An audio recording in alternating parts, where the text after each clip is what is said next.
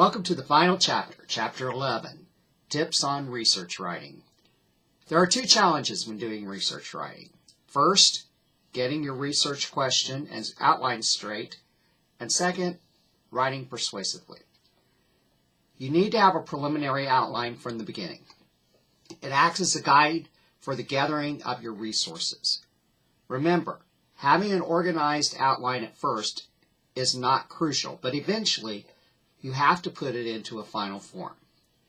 This is troublesome because people receive information in sequence rather than absorbing all the facts at the same time. You have to get your foundation down. Everything builds upon that, and there's specific points to get to that point. The first step is creating a research question or thesis statement. In other words, figuring out what you want to deal with. This involves narrowing your topic and stating a single research question. The next step is to create your preliminary outline headings. To do this, assess your question or thesis statement to determine what data you are going to need to answer it. These will be your possible outline headings. Next, organize the headings. This is usually the hardest part of the process. Find a logical order that is helpful to the readers. You want to avoid the impression that your paper lacks direction or that your direction is strange or hard to justify. Transitions in a good outline should not be all that noticeable. The goal is to take the reader from the introduction to the conclusion as smoothly as possible. Some tips to remember are to get general and introductory matters out of the way first. This will give the reader a working knowledge and background information on your topic, as well as providing a clear statement of the question that you're dealing with. Look for a natural order of things to your headings. You will do this in different ways for different types of papers. For example, you'll go in chronological order for history or in ascending or climatic order for analysis reports. The second example gives you your paper power by leading a reader into increasing levels of tension and doesn't give away the most exciting parts at first. Remember to include all relevant points of view on an issue, not just the ones you support. When you're comparing and contrasting, you may approach this in a couple of ways. The longitudinal method is used if the two views are relatively simple to explain and analyze. You will discuss all aspects of one view and then all aspects of the next. Be sure to present one position entirely before moving on to the other.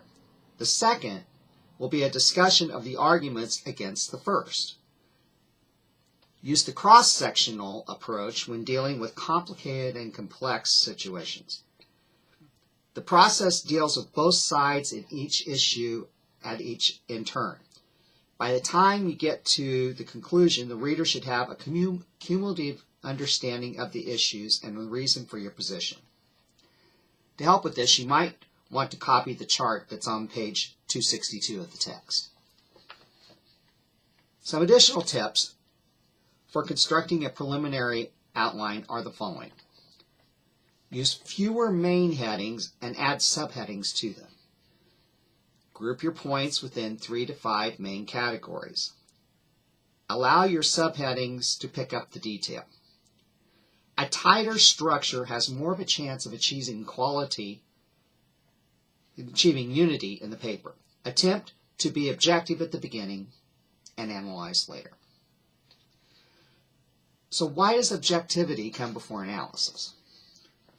No one deserves to be criticized verbally or in print before giving a fair and objective hearing. Yours and your reader's presuppositions and biases will get in the way to some extent. The goal is still to understand the position of others as best we can before we critique them. Remember that scholarship is a conversation, and being able to deal with an issue, determining and paying attention to what others have been saying about it, even when you don't like it. You must have the conversation to be viewed as credible. You need to have enough knowledge of the opposing position to determine what you're criticizing, the right issues. Finally, mature writing makes sure every view is heard, but fairly before it is analyzed.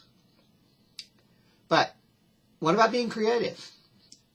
Your research question, thesis statement, and outline are works in progress until you turn in that final product. Only then is it too late to change them.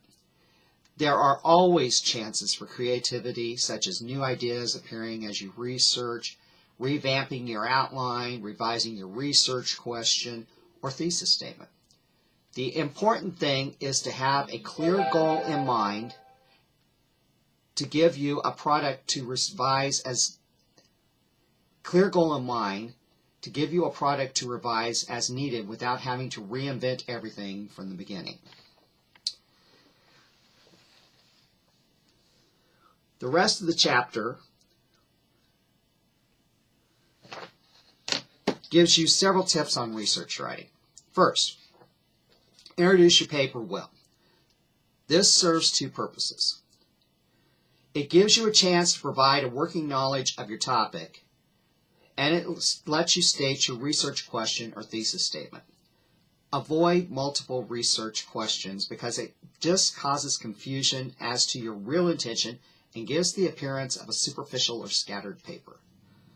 Keep to a singular goal, and use real-life illustration to get the topic going is always a good possibility.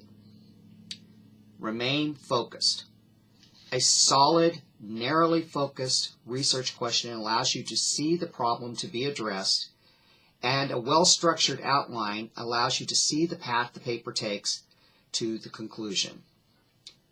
Don't begin writing the paper until everything comes into focus. Remember to always describe before you analyze. Your writing will look much more mature if you do. Never ridicule.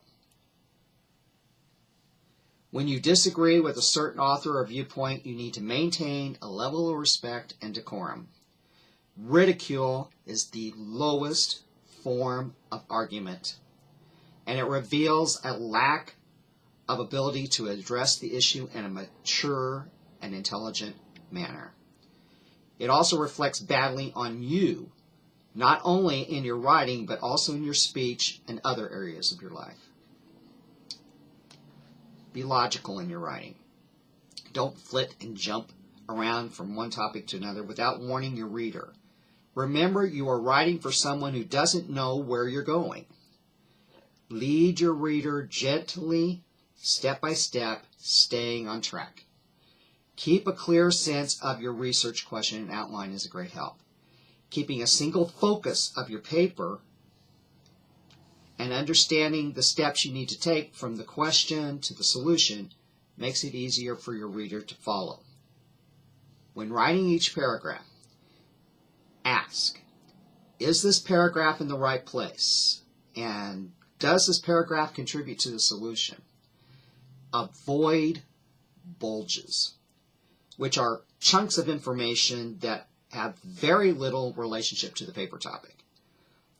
It's usually information that the researcher found that he doesn't want to waste.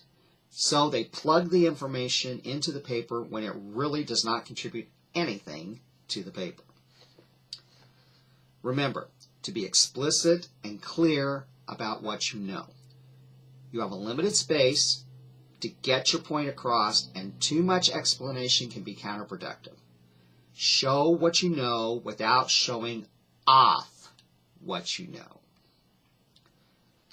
Aim for clear writing rather than big words and complex sentences. The mark of an educated person is not the length of words or sentences that they say or use, but their ability to communicate complicated information into plain language. To do this, be concise.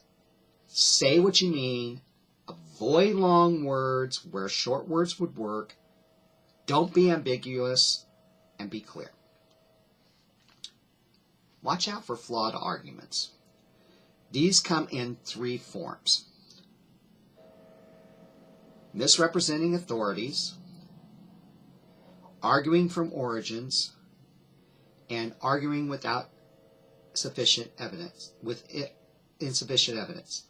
Misrepresenting authorities occurs when you appeal to someone's work as support for your argument and do not represent the person accurately. Don't quote people out of context. Don't suppress important information that would give a more honest picture. Arguments from origins is a viewpoint from a dubious source. It doesn't matter that the idea itself is wrong, but your use of it may be wrong. You can't always determine the value of an idea simply based on who the author is. The information from the author needs to fit the topic you are discussing. Finally, arguments from insufficient evidence is when you skip over weighty problems without making their case. There are three reasons that researchers do this. First, the researcher hasn't researched enough to discover the controversy. Second, the writer has no evidence to offer and is trying to bluff the way through the problem. And third, the researcher has an inflated sense of ego. You should only consider accepting a controversial and unproven idea without evidence from writers that are seasoned scholars in the field. The evidence could still be biased, so how much evidence is sufficient? The information must be moderately convincing. It must present enough support for your argument to cause your reader to say that you're making a good point. Your support for your arguments to cause your you don't need absolute proof, but if you don't have enough evidence, admit it.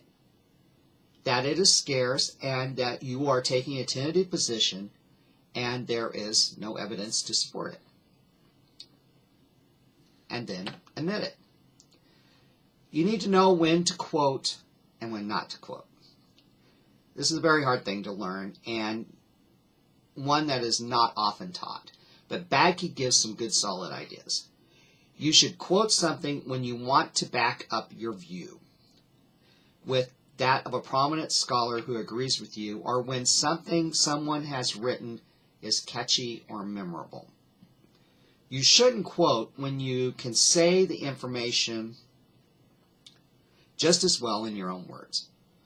When material you want to quote is over 5 lines long, unless it's necessary to leave it in its original wording, and it's part of the central theme of your paper.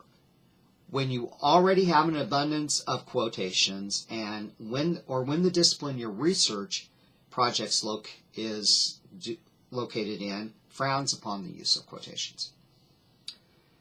When using quotations, present your own material first, then back it up with a quotation. Don't use quotes to present new data.